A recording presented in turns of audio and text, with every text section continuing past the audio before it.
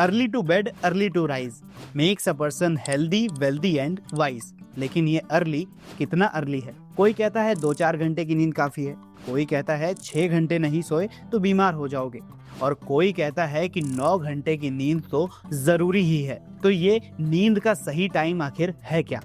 Science के मुताबिक अभी नहीं बताऊंगा, पहले पूरा वीडियो तो देख लीजिए। Sleep is so important. How many hours of sleep did you get last night? 8 hours of sleep every night for adults. Recent survey shows most Indians are getting less than 6 hours of sleep after COVID-19. दुनिया भर में sleep deprived देश, यानी ऐसे देश जहां लोग नींद की कमी से परेशान हैं, तो ऐसे देशों की लिस्ट में भारत दूसरे नंबर पर है और पहले नंबर पर है जापान। अब आप भी सोचेंगे कि अगर आगे बढ़ना है तो ज़्यादा मेहनत करनी होगी, और ज़्यादा मेहनत करने के लिए कहीं तो कटौती करनी ही पड़ेगी, तो नींद में कर देते हैं। एक सर्वे के मुताबिक लगभग 60% इंडियंस 6 घंटे से भी कम नींद ले रहे हैं। लेकिन इसके कॉन्सिक्वेंसेस क्या होंगे, ये कभी सोचा है?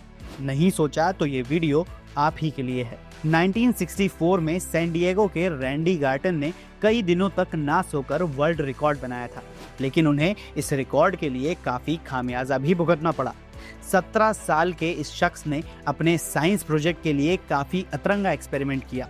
रैंडी के मुताबिक पहले 2 दिन तो उन्हें काफ़ी नींद आई, लेकिन जैसे जैसे टाइम बढ़ता गया उन्हें नींद आना कम होती गई और उनके टच सेंसेशन भी खत्म होने लगे।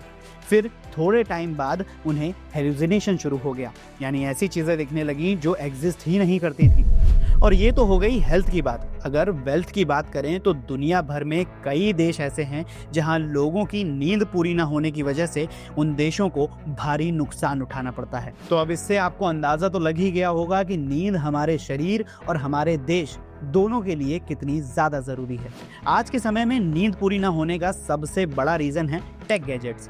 ऑलमोस्ट 90% लोग सोने से तुरंत पहले या तो मोबाइल पर रील्स स्क्रॉल कर रहे होते हैं, या फिर टीवी पर कुछ देख रहे होते हैं, या फिर ऑफिस के काम के चक्कर में लैपटॉप में घुसे होते हैं। इन स्क्रीन से निकलने वाली ब्लू लाइट्स आंखों को ये फील करवाती हैं कि अभी दिन ही चल रहा है, और बॉडी में मेलाटोनिन हार्मोन रिलीज ही नहीं होता, जो कि नींद के लिए सबसे ज़रूरी है। ये एक ऐसा हार्मोन है जो अंधेरा होने के बाद ही बॉडी में रिलीज होता है। शायद आपने भी नोटिस किया होगा, जब हम अंधेरे कमरे में आराम से लेटते हैं तो नींद जल्दी आती है, और अगर फोन चलाने लगे तो नींद नाम की चिड़िया कहाँ उड़ जाती है पता ही नहीं चलता। और ये सब होता है मेलाटोनिन हार्मोन की वजह से, क्योंकि आंखों पर लाइट पड़ते ही ये रिलीज होना बंद हो जाता है, और यहीं से शुरुआत होती है हमारी स्लीप साइकिल की तहस नहस होने की। इसके अलावा tension, anxiety, mental pressure, uneven shift timing, bad diet, बहुत ज़्यादा कैफीन या अल्कोहल कंजम्पशन का आपकी बॉडी और नींद पर अलग अलग तरह से असर होता है। कभी आपको वर्क प्रेशर के चक्कर में नींद ही नहीं आती, तो कभी एंजाइटी के चलते बार बार नींद टूट जाती है और आपकी स्लीप साइकिल की धज्जियां उड़ जाती हैं, जिसका असर तुरंत तो नहीं दिखता, लेकिन समय के साथ insomnia, ADHD, schizophrenia, bipolar disorder के रूप में आपकी मेंटल हेल्थ पर इसका असर ज़रूर दिखता है। हमारी बॉडी में एक साइकिल होती है जो कि ये डिसाइड करती है कि हमें कब सोना है और कब जागना है। इसे कहते हैं सर्केडियन रिदम, जो कि 4 स्टेजेस में पूरी होती है। कभी ऐसा हुआ है कि आप सोने गए हों और नींद में आपको लगा हो कि आप गिर पड़े और झटके से आपकी नींद खुल गई हो? यही होती है स्टेज 1, यानी कि नॉन रेम साइकिल 1, और ये 1 से 5 मिनट तक की होती है, जिसमें हमारी बॉडी रिलैक्स मोड में जाने लगती है और हार्ट बीट थोड़ा स्लो होने लगती है। कभी कभी ब्रेन इस प्रोसेस को समझ नहीं पाता और उसे लगता है कि आपका हार्ट रुकने वाला है, जिस वजह से वो आपको झटका देकर उठा देता है। अगर आपने चैन से इस स्टेज को पार कर लिया तो आपकी एंट्री हो जाती है स्टेज 2 पे, जो कि 10 से 25 मिनट तक की होती है, और इस दौरान हम बहुत ही अच्छी नींद में और गहरी नींद में एंटर कर जाते हैं। इसके बाद शुरू होती है स्टेज 3, जिसे स्लो वेव स्लीप कहते हैं। इस दौरान हमारी बॉडी हीलिंग मोड में होती है। दिन भर में जो भी टिश्यूज टूटे होते हैं वो रिपेयर हो रहे होते हैं। ये चलती है लगभग 20 से 40 मिनट तक, और फिर आती है फाइनल स्टेज, जो कि हमारी बॉडी के लिए सबसे ज़्यादा इम्पॉर्टेंट होती है। इसमें आपका ब्रेन जागने के बराबर एक्टिव हो जाता है इस दौरान हम सपने देख पाते हैं और ये होती है करीब 10 मिनट की। और इन 4 स्टेजेस की ये साइकिल रात भर चलती रहती है और हर साइकिल में रेम साइकिल का टाइम बढ़ता जाता है।